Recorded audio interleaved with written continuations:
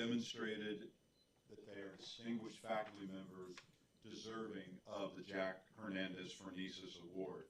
Their work in biology at Saracoso, their dedication to their students, dedication to their discipline, and to the communities that this institution serves reflects the very qualities that Dr. Hernandez so deeply valued.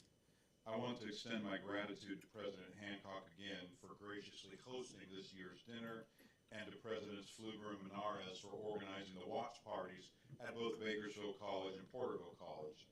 Your collective leadership ensures that our entire district community can also share in and enjoy this celebration. Most importantly, I want to thank Dr. Laura Ellers for her generous endowment and continued support of this recognition.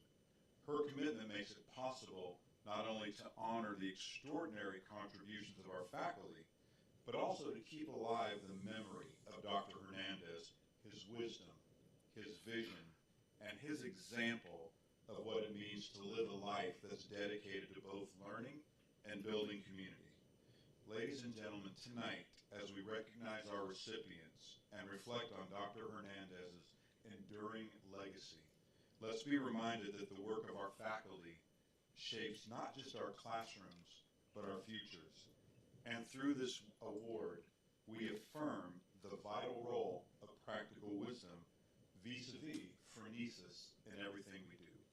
I'd like to now introduce Heather Ostach, Vice Chancellor for Educational Services, to say a few words as well about Dr. Hernandez.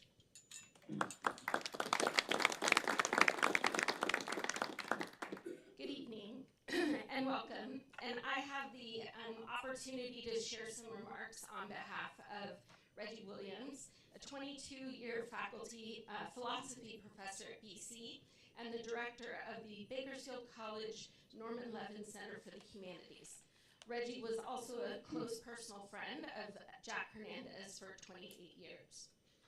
Jack Hernandez worked for BC for over 40 years at numerous levels. He was a passionate, inspiring, indeed life-changing professor of philosophy and English. Jack worked at various levels of administration and service, but what really separated Jack from others was how much he applied his professional skills outside of the classroom, outside of the institution, to benefit the society around him. It was this aspect of Jack that inspires this award tonight, the one that we are here to confer and celebrate. The Jack Hernandez Phronesis Award is an annual district-wide award that honors any member of district, faculty, staff, or administrator who exemplifies what the ancient Greeks called phronesis. The Greek word phronesis means practical wisdom, and the mark of practical wisdom is using one's academic training and skills beyond the world of academia. Beyond the walls of the ivory tower, one who exhibits practical wisdom extends oneself beyond their college job, using that academic training and skills to enhance their community. Jack Hernandez exemplified such wisdom by writing hundreds of columns and op-ed pieces in the local and other newspapers, by speaking at countless public events, and by organizing a host of other activities in the community. Jack's daughter, Laura, has made a generous gift to the Kern Community College District that allows us to continue to honor employees who follow in Jack's footsteps by exemplifying the concept of phronesis. Laura, incidentally, is joining us in person this year, but she's at the Bakersfield campus joining us via live stream at this event. I'd like to express a tremendous appreciation to Laura for her contribution and allowing this award to continue in her father's honor. If we can share some appreciation. Without further ado, it's my honor to introduce this year's recipients of the Jack Hernandez Phronesis Award and invite Claudia and Guck to come up and share with us about the bees of the Mojave Desert.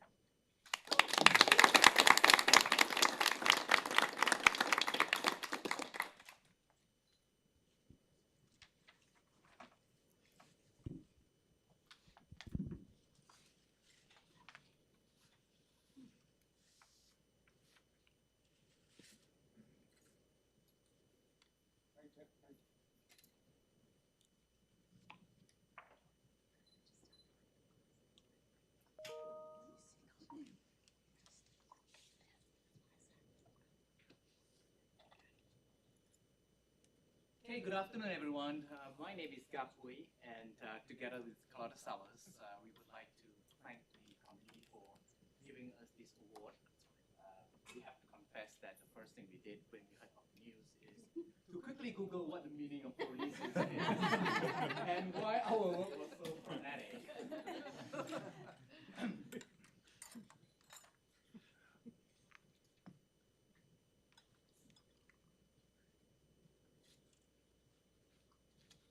This video says it all.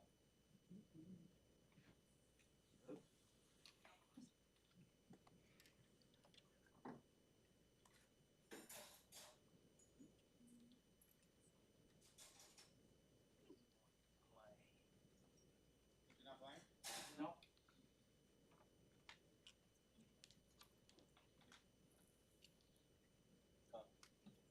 Control the mouse on that. Huh? Okay. Let me start it here. I click it.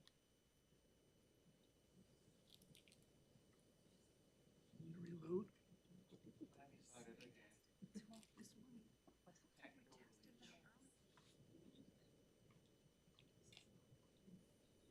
Okay, let me play it.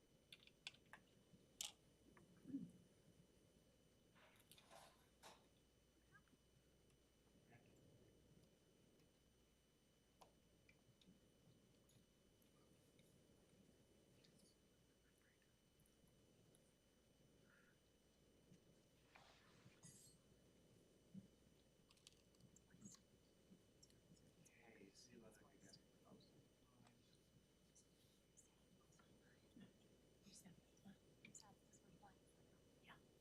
It's not playing correctly. Okay. I really wanted to play the video. Yeah, it's great. Everything works in rehearsal. I know. right. It did work in Everything worked rehearsal. well before. Dr. Uy is actually giving us an opportunity to reflect on the meaning of phronesis, right? That's what's really happening, giving us our own personal reflection time. I appreciate that. Okay. Try again. Try at the end. Let me give it a try. Okay. Right. Before that. Yep. There's a video on the end there.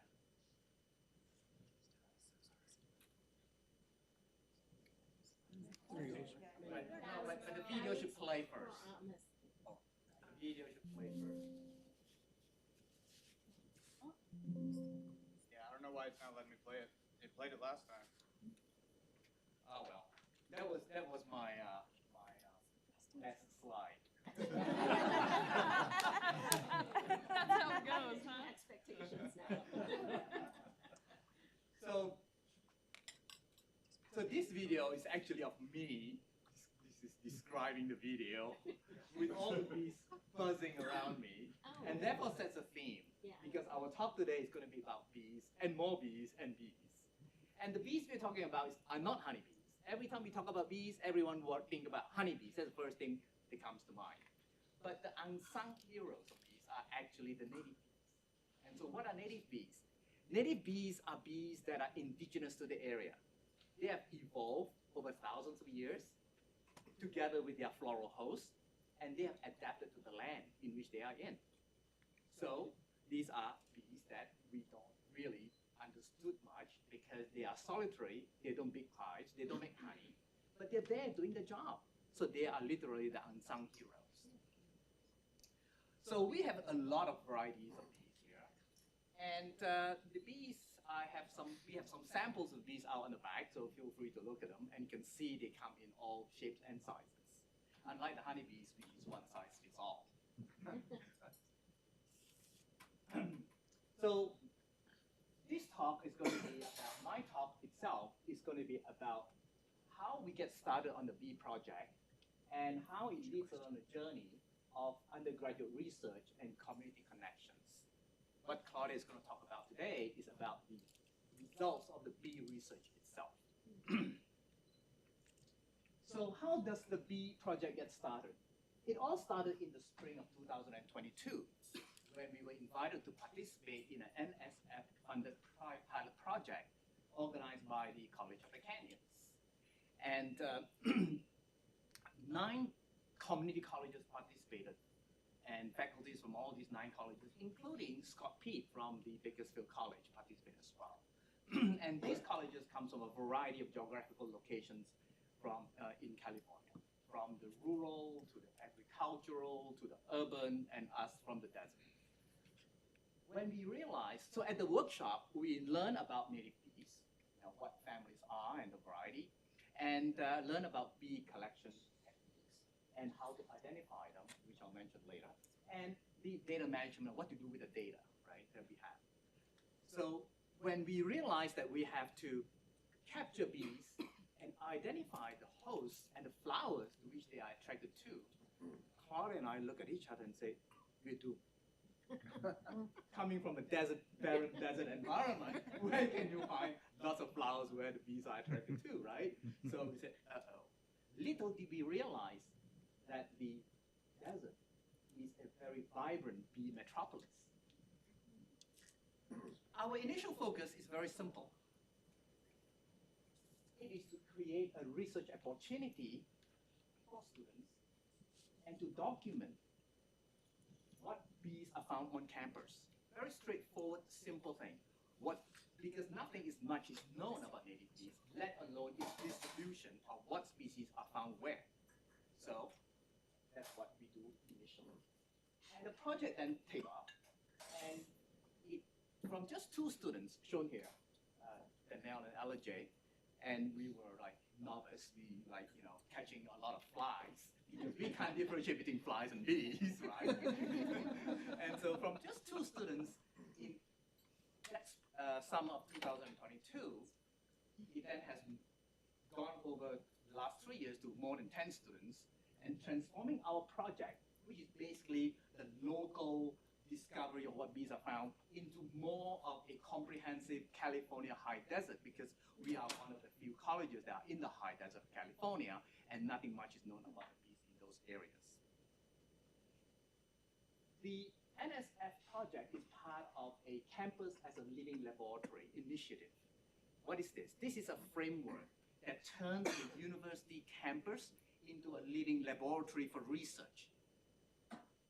The idea here is twofold.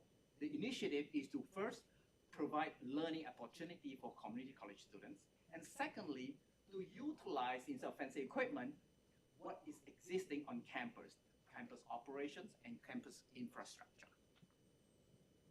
So this approach connects academic learning with campus operations. It allows students to develop real-world abilities through applications of their information that they learn. And it therefore bridges that theory and practice gap. And the result of all this is that it has real-world impact. At the very least, it's going to contribute to campus sustainability and community knowledge. Why native bees? Well, California has incredible biodiversity. California itself has over 1,600 native bee species, many of which are unknown anywhere in California. We just know they are there, but where, which bees are found where, and let alone in the high desert itself. Yet these bees are powerful pollinators because they're more efficient than honeybees for native plants especially.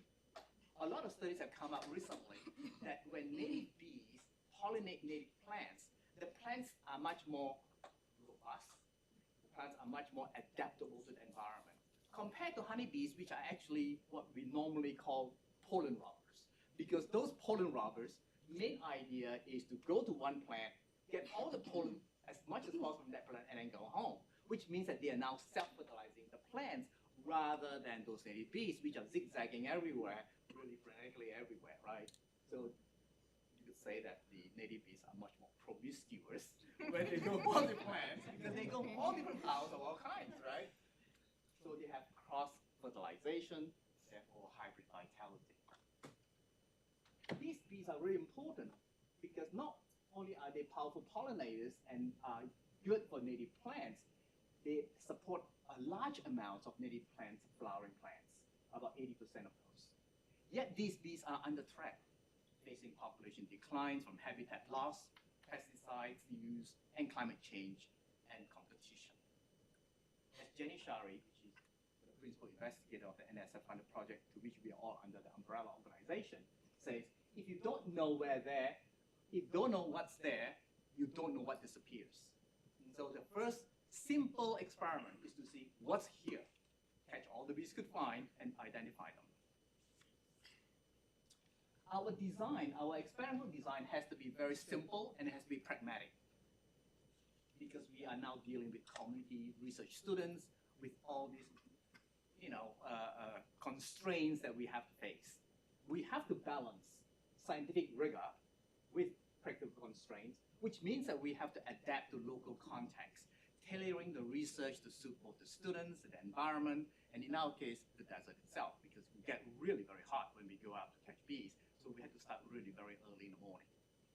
We have to balance academic rigor with student capabilities, and therefore create research protocols that are accessible to students while at the same time maintaining scientific validity and reliability.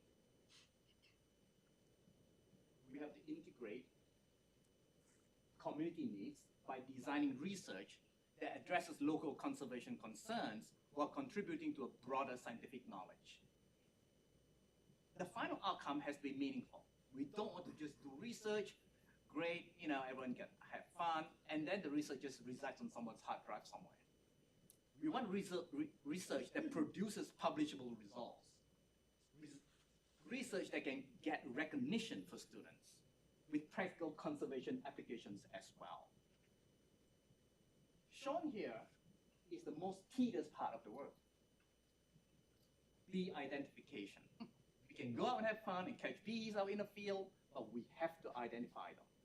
And to identify them, students spend 6 hours a day, every day for 2 weeks, to go through about 100 to 200 bees that we have captured. And what does identification involve? Take a bee, you have to wash them first and groom them, make them look nice and photograph them. Right? So they are, have to be posed properly, because scientific research requires different aspects of the bee photograph. In case you discover a new species or something endangered, it can be traced back. And then the hard part is to put under a microscope and then identify them. Identification requires looking at the number of cells on the wing, looking at the belly hair, looking at the butt whether anything sticks out. Look at everything about the bee itself, right? And so this is quite hard. We can't sometimes even identify whether it's a male or female, even though we use the rule that boys are odd and girls are even. And that rule tells us that if you count the number of segments on the antenna of the bee, if it is even, 12, and the number of segments on the abdomen, 6, they're both even, it's a female. And if it's 13 and 7, then it's a male. We periodically get that wrong. Whatever we have identified, we put them in the database, we send it to the bee expert, the foremost bee expert in the United States, Jamie Powlack, who's now in Florida, and she'll go through all the identification that we've done and ask us to correct whatever mistakes we might have, and then the results, after being curated and revised, is then submitted to a worldwide database where everyone in the world can access. If someone says, I'm interested in this bee, if you know the species, you type in, if it's captured here in Ridgecrest, it will pop up on the map showing that it's found in Ridgecrest. So we made a number of key scientific discoveries. We discovered that there are 43 so far bee genera across all known 6 bee families are found in the desert itself. We found an endangered species bee, and this is the crotch bumblebee. We found a population of that in Ridgecrest. Now, the season before, Scott Preet did found one in Bakersfield. So these bees, this crotch bumblebee, is endemic in a high desert area, and its range of area in which it resides is getting smaller and smaller because of climate change and a whole variety of things. We found that native plants supported higher bee diversity. We catch bees from different plants, and then we map them and see which which plants are native to the area and which plants are not. And then we try to analyze and found that the native plants supported a higher bee diversity. Now, this has important conservation insight. It gives us important conservation insight because now we realize, and a lot of people are beginning to realize as well, that the high desert serves as a biodiversity hotspot with unique conservation challenges that we have to face. Our students have achieved significant recognition for their work. From 2022 to 2025, our students yearly have presented their findings on the bee diversity and the floral associations at the Native Bee Conference at the College of the Canyons. In 2024, 5 of our students won the prestigious Directors Award at the HTCC, the Honors Transfer Council of California conference at UC Riverside, and the title was No Hives Left Behind. Exploring native bee diversity in the high desert, and their abstracts have been published in the conference proceedings. This year, in 2025, 3 students of ours demonstrated that desert environment accounts for a whopping 65% of California's native bee genera. These demonstrate that community college students can make significant contribution to scientific knowledge when provided with the appropriate mentorship and resources. Our project impacts extend beyond science. Students learn hands-on experience on field research, specimens collection, and identification skills. They learn about data analysis and how to present the data. And they also fit within a network of 28 so far, community colleges collaborating on bee research itself.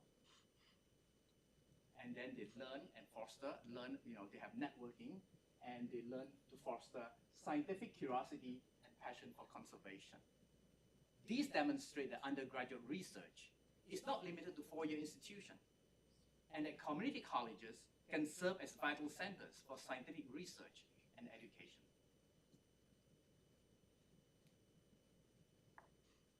Our high desert bees face threats from habitat loss due to development and land use, from pesticides use, as well as climate change. But we can act. Simple steps like avoiding harmful pesticides, incorporating native plants into our gardens when we grow them, and in public spaces. After all, the idea of xeriscape is also to use native plants because they are adapted to the environment. We can create and preserve pollinator habitats, and to raise awareness about native flora and fauna. Shown here are 2 pictures. One is, the top one is actually our garden. It is actually a vegetable. It's a mustard plant that we grow as part of our garden project.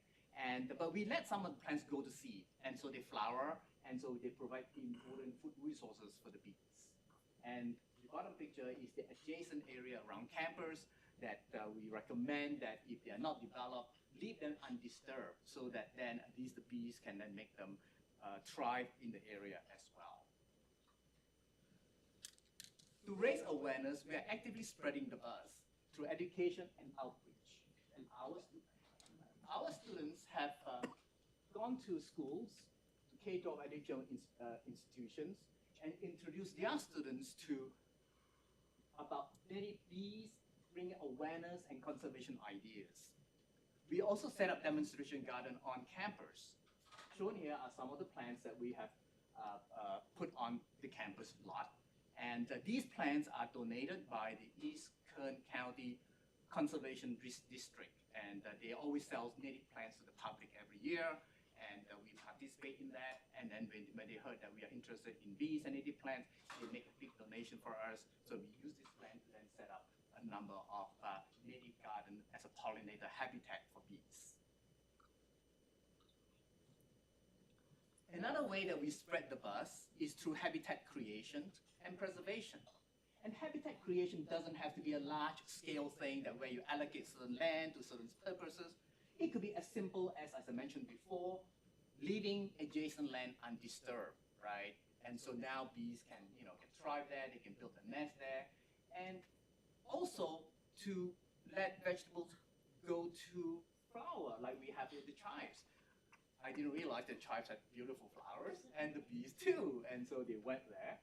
And we also built bee hotels. We call it Airbnb. And those bee hotels that we put around. And I'm happy to say that there are now occupants living in the bee hotel, although vacancies are still available. Our students make a number of pamphlets, and this pamphlet is about native bees, and they are on the table here. And so these are informational brochures and about local bees and plants in our area. And we put them in local museums and in visitor centers so that when visitors come to Ridgecrest, they can learn about and be aware of the local flora and fauna. Partnership is key. We partner with organizations, and the Naval Air Weapons Station China Lake has reached out to us because when they heard that we are working on bees, they are interested in looking at identifying native plants on base and the bee diversity that's there, habitats and ecosystems in their site. As I mentioned earlier on, the East Kern County Resource Conservation District is always interested, and whenever they have surplus plants, they would always call us and ask us to pick them up to be used in our local native habitat. The Mojave Desert Native Plant Program aims to collect seeds so that they can distribute to people who want to grow native plants from seeds. As I mentioned earlier on, we are also now a consortium of 28 community colleges with about 36 faculty involved in both California and now has expanded to Arizona. And this is basically going to promote the native bee biodiversity research with some colleges aiming to incorporate the native bee research as part of a curriculum in one of their biology courses. They call it the CURE, which is a course-based undergraduate research experience program. Even our smallest effort can make a difference. Be curious, explore the natural world around us, support local, join local conservation efforts, be mindful, reduce environmental footprint, as well as spreading the word where we can share our knowledge. Picture here is a digger bee, whereby it is in a college garden. The college garden is set up by Claudia and I about 5 years ago, prior to us working on the bee project. And that idea of that garden is to teach students how to do gardening. And with all the produce and vegetables that comes out of it, we donate it to the college, to staff, to students, as part of a hunger-free campaign. So our hunger-free campaign, now extended to bees, because now we can let some plants go to flower, and the bees get their food as well. None of our work would be possible without the support and help of various people along the way. I would like to thank Cody Popsis, which is our Director of Maintenance, and his team for providing all the infrastructure and operational support that we need when we ask them for it. Tanner McGuire and Bo Borisenko for their technical help and the material support. And Bo is the one that makes all those 3D printed bees that you have on the back there. Lisa Dadi for helping us with all the artistic aspects of the work, including those beautiful pictures of the bees, where she could use photo stacking to get the detail that we need, as well as the video editing, which I did not show in the beginning. And Alex Michalowski for promoting our work. And finally to the NSF team, and we are part of a consortium of that NSF team, led by Jenny Shari, Jennifer Falk-Sweat, and Patricia Pallavicino. Thank you.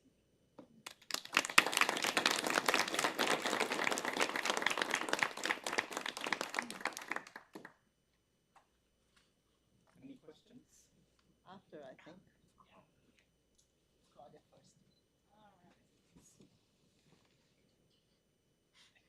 There's so much going on this screen. One second, Claudia. I just need to fix the volume. Just 1 second. No idea where my presentation is.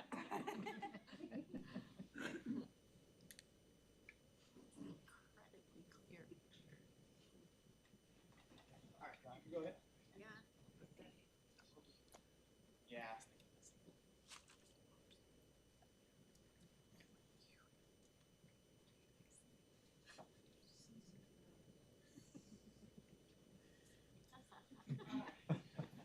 I have the pleasure of presenting the presentation that our students presented this year at the Buzz Conference. And the theme, where the wild bees are, and the awesome graphics are Guk Ui's creation, I have to say. Look at their faces. Yeah. Our researchers are Leslie Albro, and Leslie Albro was our Science Student of the Year last semester, and Leslie's transferred to Cal State Monterey, and she's majoring in marine biology. All of our other researchers are still with us here at Saracoso. We've got Atlas Ayers, who's an entomology student, and you'll see some of the amazing photos they take. They have a very good eye for insects. Leah Carrillo, who is an environmental science major. Patch Hayes is also an environmental science major, maybe moving into microbiology after my last conversation with him. And Mare Fitch, who's an engineering student here. And so the goals of this research were to identify diversity of native bee genera in our high desert, because we know a lot about the bees east of the Mississippi, but we don't know very much about bees west of the Mississippi. We also want to determine whether native and non-native plants differ in the composition of bees that they attract, so we know what kind of plants to plant to feed our bees so they don't starve and get sick on us. And we want to determine whether distribution and abundance of native bees change year to year, because it'd be really nice for us to be able to see which floral hosts are coming out. And this year, I'm hoping for a good year. We got significant rain before the end of October. That means diverse wildflowers. If we can get a little bit of rain in the winter, please give us a little bit of rain. And so then, based on the floral hosts that are out, we should be able to predict the genera of bee that we might be able to see. But it's going to take quite a bit more data before we get there. The research methodology that we use, we went out collecting 5 days, generally for about 3 hours, sometimes a little bit more, from about 9:30 a.m. to 1:30 p.m. Like Guk said, it had to be warm enough for the bees. They won't come out unless it's about 75 degrees. Can't be windy. They don't like to come out in the wind. And if it gets too hot, we can't cope. So there were some struggles there, right? We collected around the campus and on adjacent areas to the campus, and then in 2 areas that were a little higher in elevation as well. We collected both on native and non-native plants. Once the bees were captured, they were euthanized using ethyl acetate. That's the hardest part of this project, and as you do it more and more, you love the bees more each year. So I don't kill as many bees as I did in the beginning, I'm going to be honest. Our fantasy is to have a little tube that could video or photograph the bees all the way around. They could just crawl through the tube, and then the bee could go, we get our data, and nobody has to die, but that's not here yet. We freeze our bees so that mites don't destroy the bees or come out of the bee collection and destroy what we have in our labs. And then, like Professor Ui said, we wash and dry our bees. One of the reasons we wash the bees is to get excess pollen off, but also it adds a little bit of moisture to the tissues, because when bees dry out, they become the texture of potato chips. And when you stick a pin through them, several legs fly off and the head usually pops off. The first time that happens, it's kind of terrifying. So a lot of our researchers are very good at gluing the parts back on to the bee. I am not a good gluer of parts back on. And then we photograph the bees. Each bee requires at least 5 photographs. And over our 3 years, we've gathered over 600 bees. So that's a lot of photographs. We've had some excellent help with that. And then we identify the bees. And like Guk said, that's a hard part, right? I'm still very humble. I'm better than I was, but I'm not an entomologist. That I know, right? But I'm getting better. And Jamie Pollock is our North American bee expert, and she helps make sure that our identifications are true. These are the sites where we sampled from, and our college is roughly at about 2,500 feet. 9 Mile Canyon area, we go up 9 Mile Road, there's a few turnoffs, I have some images of that. That's at about 3,100 feet. And then our highest elevation where we collected this year was at about 4,200 feet in a pinyon juniper ecosystem. So here is one of the sites that we gathered on campus. This is a landscaped area with trees and non-native plants, but we still capture quite a few bees on these non-native plants. We also sampled native plants in landscaped areas. This is an Apache plume in one of our planters kind of outside of our gym there. And then in our native garden in our desert area, we've got the beaver tail cactus out there. They have a lot of beetles in them. We didn't catch a lot of bees in the beaver tail cactus, but a few. And then also out there in that native garden, because it had rained so much, we had some, oh no, this is right outside of our garden. We have some sweet clover growing out there where we got quite a few bees as well. We've also gathered bees in cultivated areas. This is our college vegetable garden with the brassica flowers there from some cabbages that we let to go in flower. It's been a really good site for us for catching bees, and even the weeds in our garden are great sources for bees. We've got the eastern rocket, which is one of the more common weeds out in our garden, and it's been a major producer of bees for us. And then the Palo Verde trees that you see as you come into the campus, they are non-native to our deserts, but they've been really good sources for bees for us. Here's the 9-mile area where we collect, and like I said, there's about 3 turnoffs as we go along up there.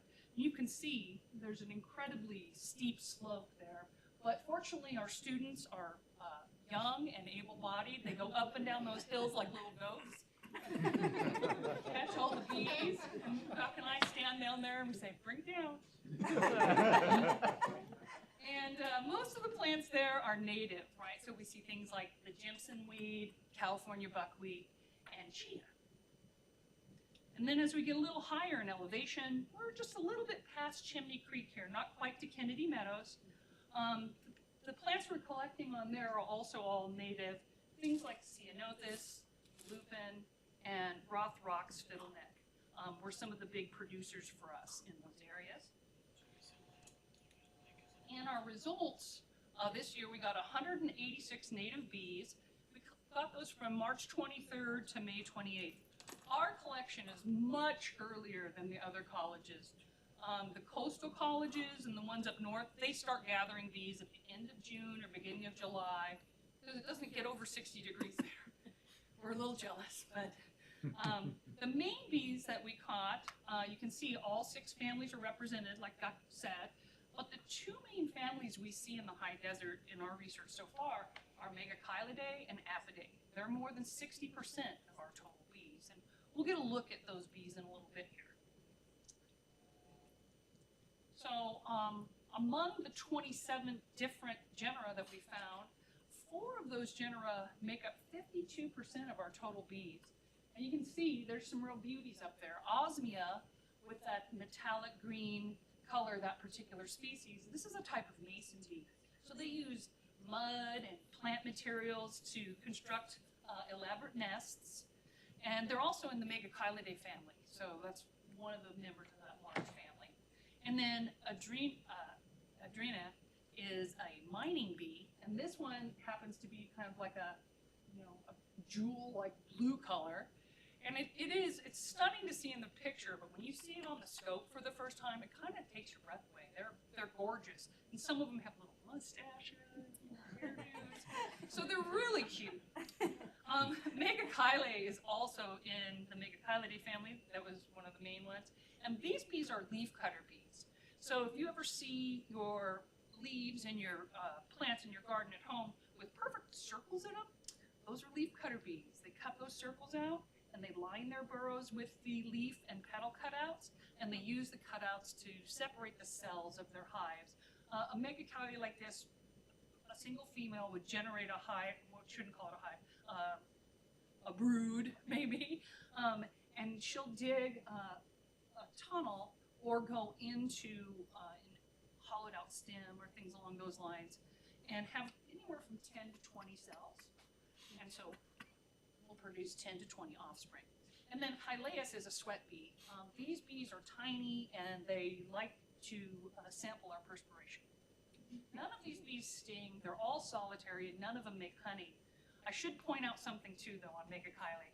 one of the real distinguishing features on this bee is that they gather the pollen on their bellies, right, on the ventral surface, instead of on their hind legs like honeybees. Yeah, they have some serious jaws too. I don't want to get bit by one. This image here is called a chord diagram, and what it shows is the association of the different bee families and bee genera with the host floral partners that they have. So we've got native floral host pattern, native floral hosts and non-native floral hosts. On our native floral hosts, we had 91 bees, and the top 3 producing native plants for us were Apache plume, creosote, and wire plume lettuce. Wire plume lettuce, I doubt anybody cultivates it in their gardens. Looks like a big tangle of a weed, but boy, it's popular amongst the bees. For the non-native hosts, we caught 79 bees, and our top 3 were Palo Verde, London Rocket, and mustard greens. So the ones that you guys saw, right? And then we've got no host bees. These are bees that weren't captured on floral hosts. There were 16 of them.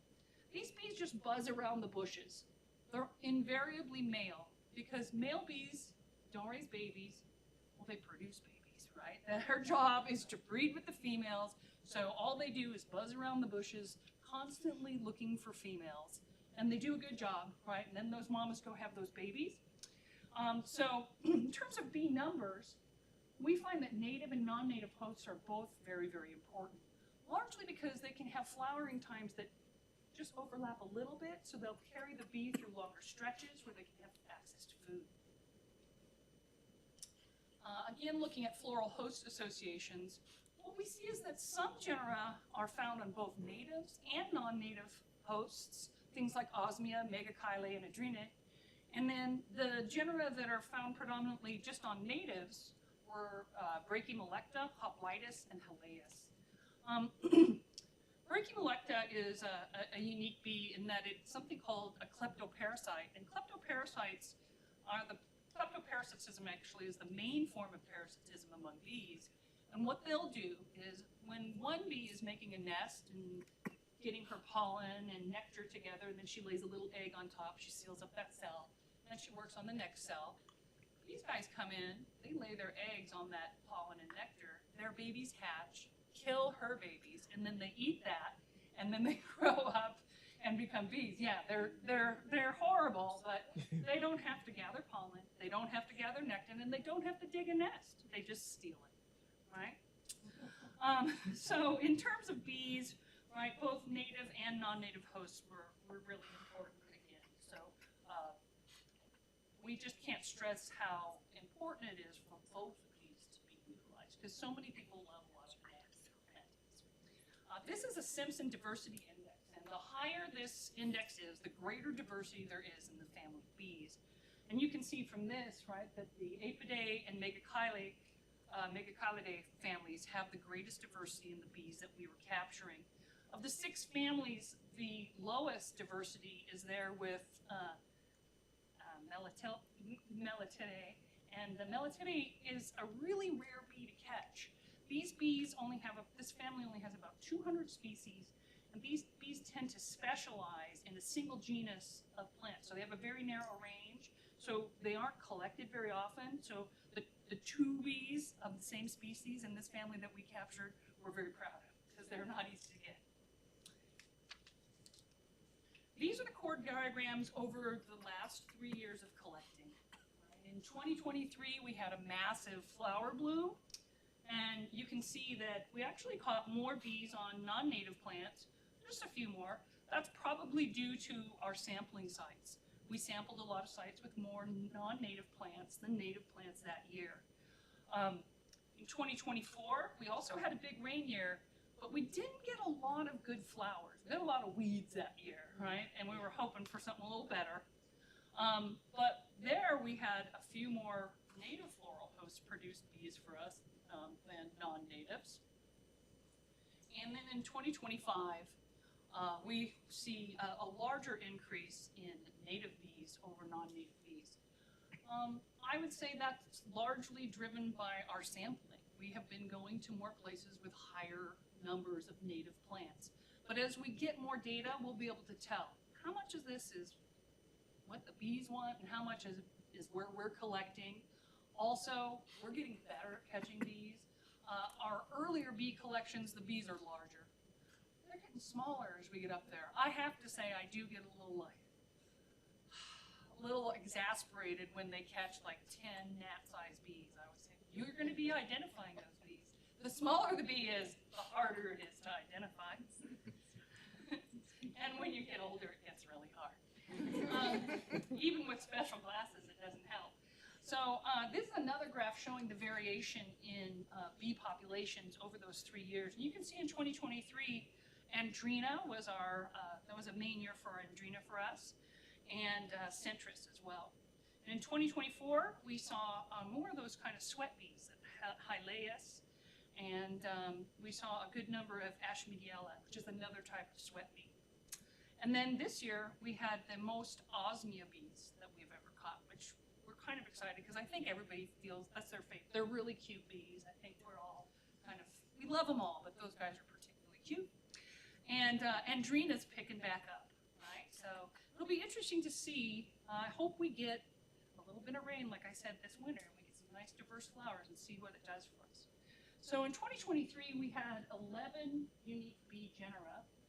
And in 2024, we had 3 unique bee genera. And this year we had 7 unique bee genera, right? So in total, we had 48 bee genera caught from 2023 to 2025. And some of our noteworthy bees are this Melecta. It's another kleptoparasite like the one I told you about. But here's the good news, because I feel the same way. I don't like thieves or people who steal, or bees either. But when you have a lot of these kleptoparasites, we call them cuckoo bees, kind of like cuckoo bird, it means you have healthy bee populations. So it's a good sign that our native bee populations are thriving, because if they weren't, these guys wouldn't have enough to steal, right? And then we have Haberpoda. This is a fuzzy, buzzy, fast bee. It's highly adapted for arid climates like this. It's frequently mistaken for bumblebees. And then we've got Dianthidium. And Dianthidium is actually another mason bee, so it's using mud and plant parts to assemble its home. And then we have Adiposmia. And Adiposmia is a resin bee. So resin bees will also use mud and plant parts, but they'll also gather resin with their mandibles and use that in their building, frequently to separate their cells. One of the bees that we got in 2024, and we were really excited about, was this Perdita bicuspadaria. And this Perdita in particular is a female. These males are green, and the females are yellow, and they have that really distinctive, they're called fovea, those little dark markings. This bee is probably about 2 millimeters in size, and Atlas, our researcher Atlas Ayers, actually found this bee in their pool filter. So you never know where your most prized specimens will come from. This got the North American bee expert very excited. Yeah, when Jamie Powell gets excited, we feel like we did good. So in summary and conclusion, we constantly or consistently find representatives of all 6 bee families in the United States. Apidae and Megacolidae consistently have the highest diversity indexes, and both non-native and native hosts are really important for supporting bee diversity. The preference and number of each kind of bee changes over the years. So we hope by continuing to find unique and noteworthy bees and interesting bees over time tells us we need to keep collecting, right? Until pretty soon, hey, we've got an all these guys, right? But I don't think that's going to happen in my career. I think there's a lot of bees here. So it's important for us to continue this research so we fully understand, right, how our bee populations and preferences change over time. And that's going to take a significant amount of work, right, with floral host association and identification of bees. And yeah, we really want to acknowledge the grant team called the Buzz, right?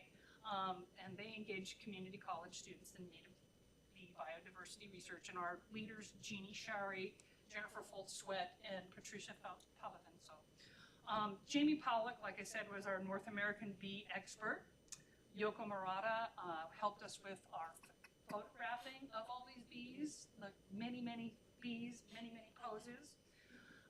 Kaylin Gui, Doug's daughter, is working on her PhD in ecological or environmental biology.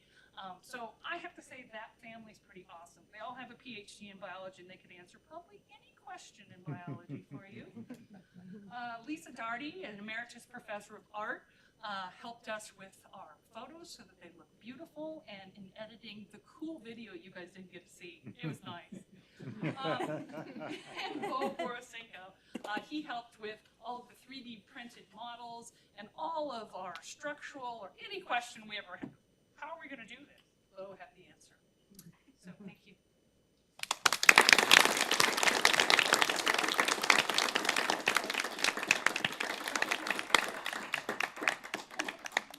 We'll go over here so they can hear.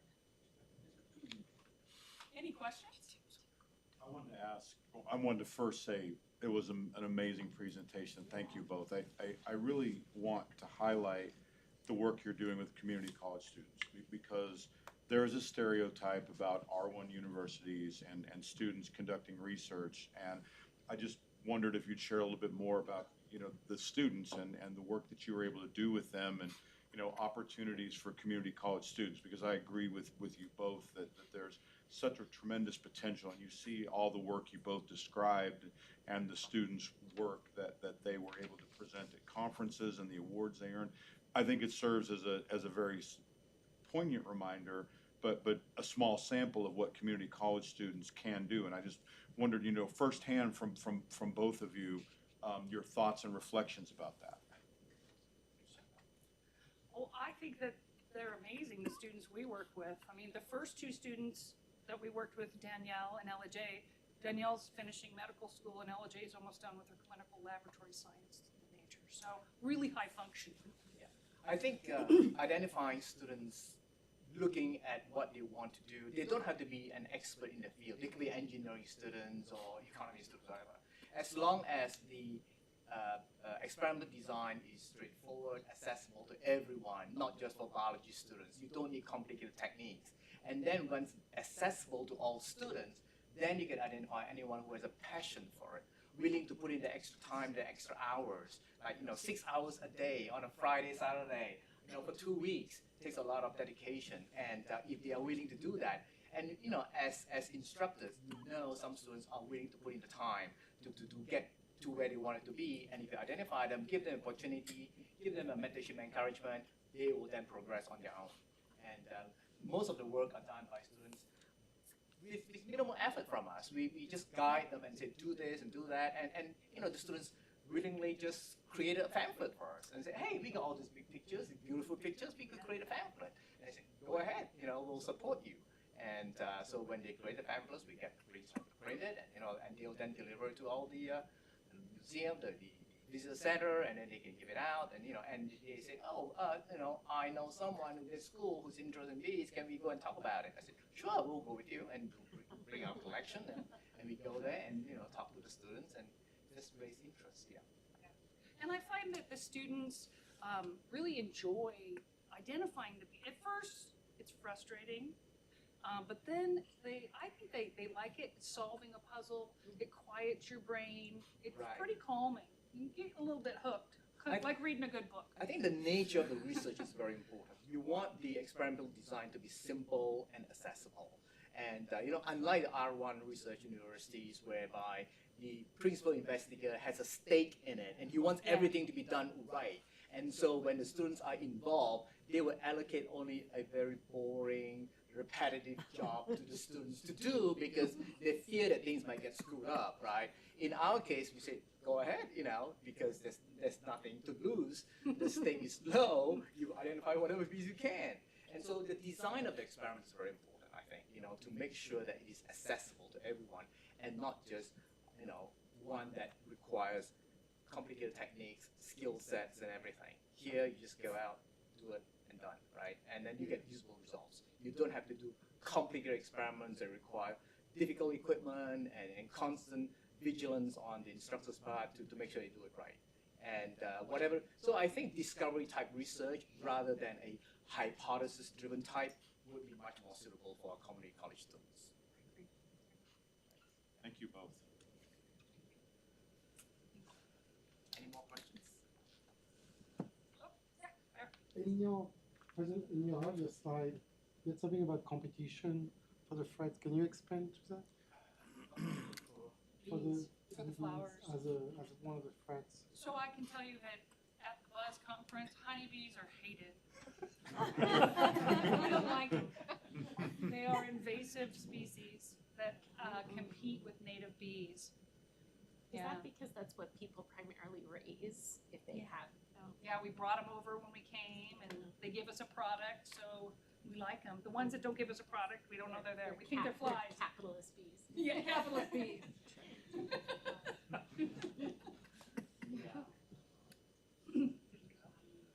There we go.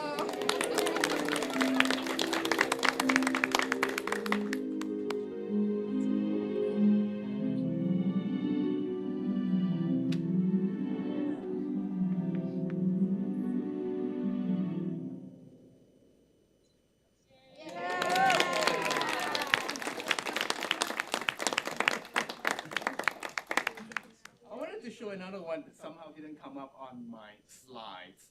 And this is a very interesting bee that somehow is it there?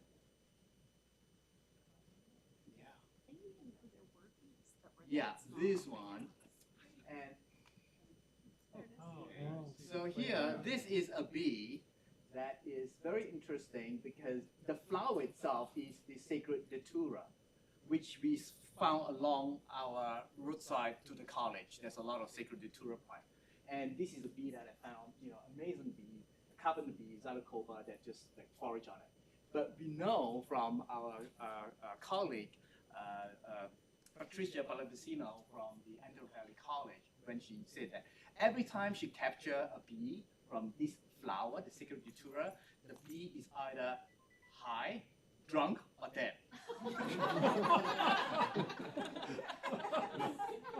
They're a bunch of junkies. They're a bunch of junkies.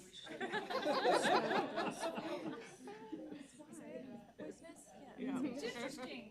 The Antelope Valley College is in the high desert, but they have more civilization around them. They have less native habitat, and they don't get near the diversity we get. Right. And also the partners that we, well, they're not partners, but like for example, whenever we want to go out and catch bees, we go to BLM land, we go different, we make sure that we call them and let them know that we're going to go there. And every time we call, they say, what, you want permission to catch bugs? Don't worry about it. Yeah. There's no permit. There's no permit. Yeah. So purely logistically, it's the nets that you guys use. Yeah, we net them. Net them. Yeah, he's better netter than Jar. I am. Net them, and then you get the jar in there, get them in the jar, the ethyl acetate's in there, and then you gotta, you don't watch that part, Yeah. and then you put it in the collection jar. Yeah, Super important. thank you. Thank you very much.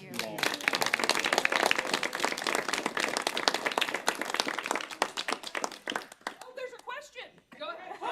Oh, Missy.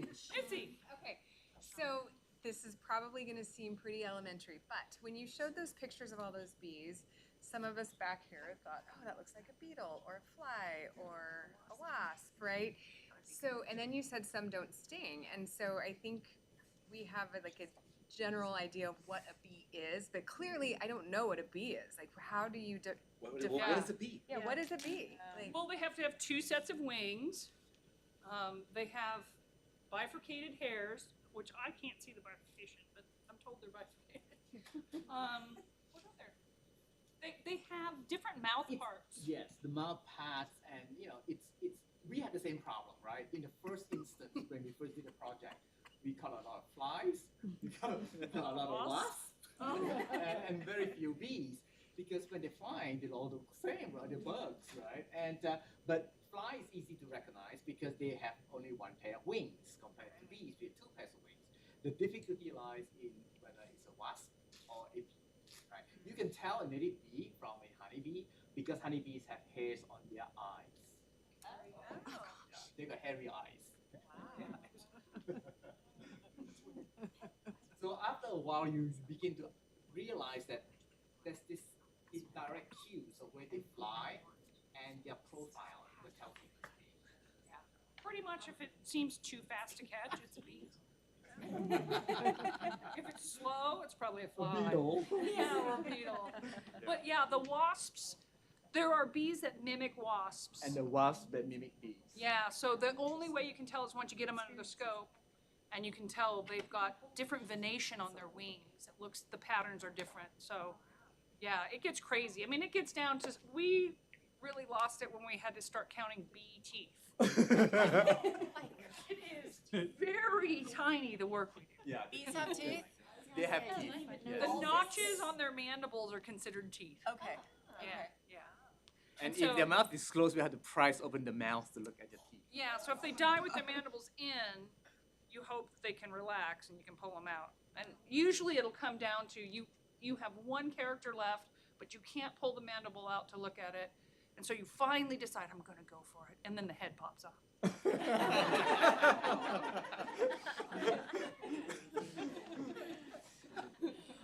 She makes that sound so fun. Okay, I have another one. So native plants. What's the best way to learn what our native plants are? Because I know there are many plants that can survive here, but how do you know which ones are native? Good point. So the Kern County Resource Conservation District is always have a good resource on native plants for the area, and I think they have one coming up, a plant sale coming up. Yeah. Huh? It's on on right right now, right? I'll On share right the now. list I'll with you. share, and you can order plants from it. I will download the. They have a plant specialist that talk about native plants and how to grow them and what their properties are. And I will upload that if you want to wherever you want. And it tells you about all the different types that are good for xeriscaping, right? And you know, beautiful flowers. The desert one tends to be all mainly yellow, but there's some that are purple and pink, and those plants that you could cultivate, and they are either good for attracting pollinators like butterflies, birds, hummingbirds, or bees. And since I've been 2 years, we've been buying them. I've been putting some in my yard, getting good butterflies. The hummingbirds are like, yay, something besides the juice in the jug. Yeah. Is there a mechanism in place to keep the cradle robber bees in check? Because if they're going around and taking over all the others, then Well, it's part of the ecosystems, right? And it is a good marker for us because the more we have, we know that there must be a good foundation species around for them to thrive. And if you don't see them, it means that the foundation species in the area is not as robust to support the next tier level of bees. Yeah. So it's not fair, but they're a good sign. Yeah. The only thing that we don't want is honeybees because it's now increasingly well known that honeybees compete and that they have an edge over the native bees. So when Cody says, "Oh, we got this feral honeybees at the gym. Would you mind, making a bee house to relocate them?" So we went to get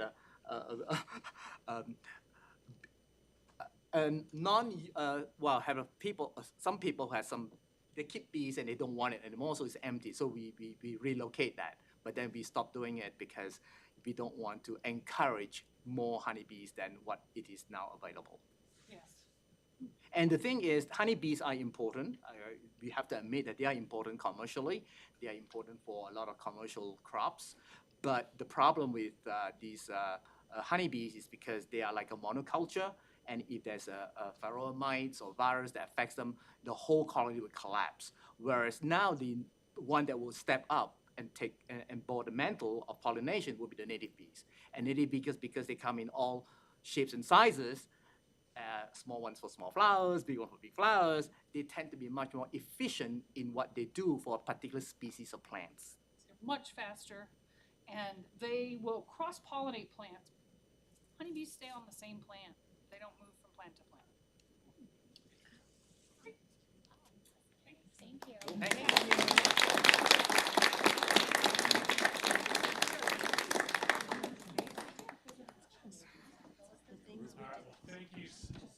so much. Again, let's just give another round of applause.